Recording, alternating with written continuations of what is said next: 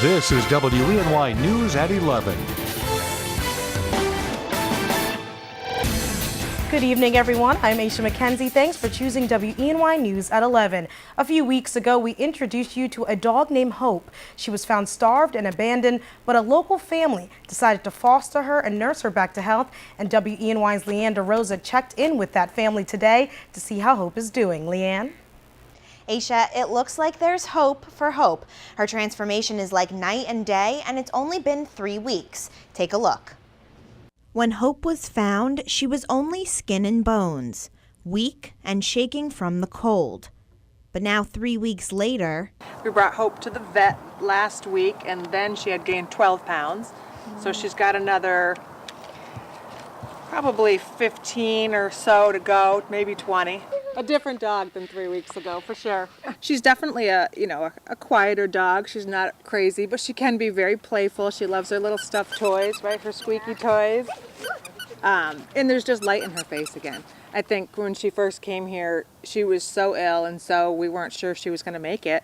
And now it's so nice to see her happy and just to have more light in her eyes. The family planned to nurse Hope back to health and find another wonderful family to adopt her. That is until Christmas rolled around. My dad had this giant box, and we opened it, and there was just a little picture of Hope, and on the picture frame it said we could keep her. The family said after having Hope in their home for about a week, they knew she would be a permanent addition.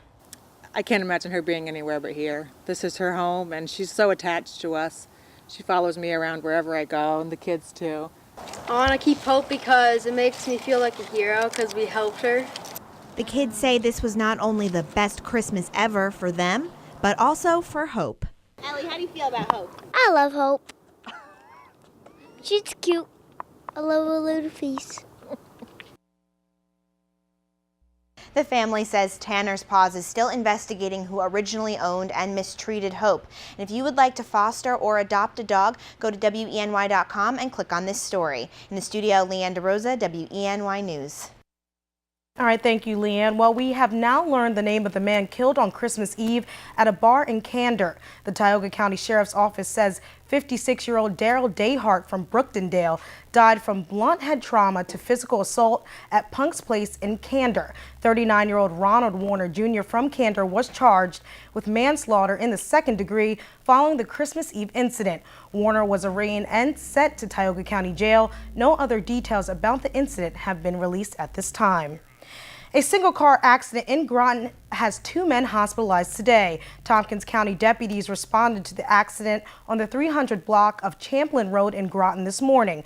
Authorities say 22-year-old Logan Winall's vehicle struck a tree shortly after 4. 22-year-old Kevin Forney was in the passenger seat. He was taken to SUNY Upstate Medical Center along with Winall, who was airlifted there. The cause of the accident is still under investigation. Artie, Aisha, good evening to you. Good evening, everyone. Temperatures have been slowly dropping off, and with a good deal of clear sky and light wind, temperatures will continue to do so. Look at that, 25 already at Elmira, over to Corning, 26 in Mansfield, 31 at last check in Mansfield. So some spots a little bit warmer, up towards the Finger Lakes in the 30s still, but that has a lot to do with the lake influence there. And we're dealing with lots of clear skies, and what we're dealing with off to the south and west are these clouds that will try and make a run at us here, but the air is very dry, so a lot of these clouds are dissipating, so that's why we're holding on to that clear sky a little bit longer than had anticipated, but eventually these clouds will work their way in. We'll start out with a little bit of sunshine Saturday morning and then go over to clouds. Overnight tonight, though, down to 24, clear to partly cloudy, hardly a wind, so that's magic recipe, magic formula. Clear skies, light wind, temperatures drop pretty easily. We'll talk more about the forecast, including the weekend and beyond for New Year's Eve coming up in a bit. Aisha. All right, thank you, Craig. Well, raising the retirement age for Pennsylvania judges from 70 to 75 may strike many as common sense, given the longer lifespan of people these days. But a proposed constitutional amendment pending before legislatures could cause many complications. 20 judges turn 70 next year, and under current law would have to resign by the end of 2015. One Senate Majority Leader says lawmakers will have to consider this potential dilemma. If you work a minimum wage job in New York State next year, you will see a little more money in your paycheck. On December 31st, the state's minimum wage will increase by 75 cents to $8.75 per hour. This increase is the result of 2013 legislation that raises the state's regular minimum wage in 3 steps to $9 per hour by the end of 2015. New York is joined by 20 other states who will also raise the minimum wage. And minimum wage is going up, but New York's unemployment rate is heading in the opposite direction. The New York State Department of Labor released preliminary local area unemployment rates from this year. From November 2013 to November of this year, the state's private sector job count increased by about 97,000. The state's seasonally adjusted unemployment rate fell from 6% to 5.9% in November of this year, making it the lowest level since September 2008. An Elmira woman was arrested on Christmas Eve after lying on an application to receive gifts from a local charity. According to the Chemung County Sheriff's Office, 35-year-old Holly Tyler intentionally completed an Arctic League application with false information. Tyler was arrested yesterday and issued an appearance ticket.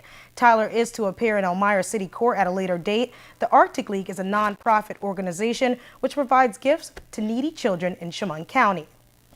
Okay, with deals just as good, if not better than Black Friday, today is the second biggest shopping day of the year. WENY Samantha Potter has more. Whether it's people spending their Christmas money or returning those unwanted gifts, there's no shortage of people filling malls across the United States.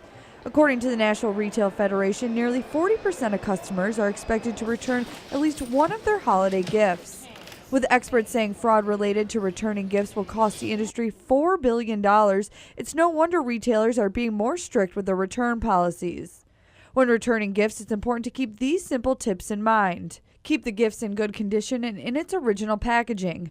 Bring the receipt. If you're looking for cash, make sure you have the original receipt. Retailers may only give you store credit if you're returning an item with a gift receipt.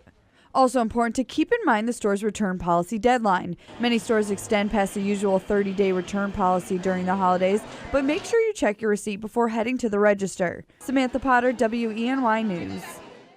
And the holidays may be winding down, but the work isn't over just yet for delivery drivers. UPS says it expects to handle 4 million holiday return packages by the end of the first full week in January.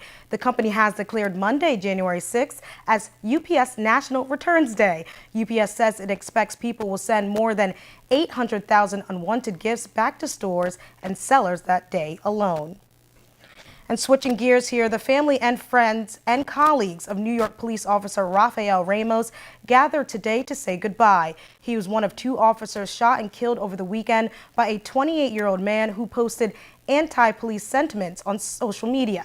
His wake comes on the same day as a generous donation was announced for the families of both officers. Mary Mueller reports. Take a look at this special Christmas delivery. In Philadelphia, a woman went into labor and gave birth on a subway train. Surveillance video shows transit police officers and medical personnel helping deliver the newborn. It also shows one officer even doing his best to welcome the little one into the world.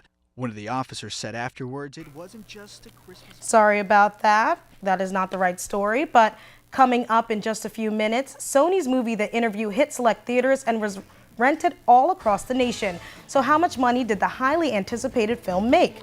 Also, a baby in Philadelphia just couldn't wait to be born. Let's just say it was a fast-track delivery.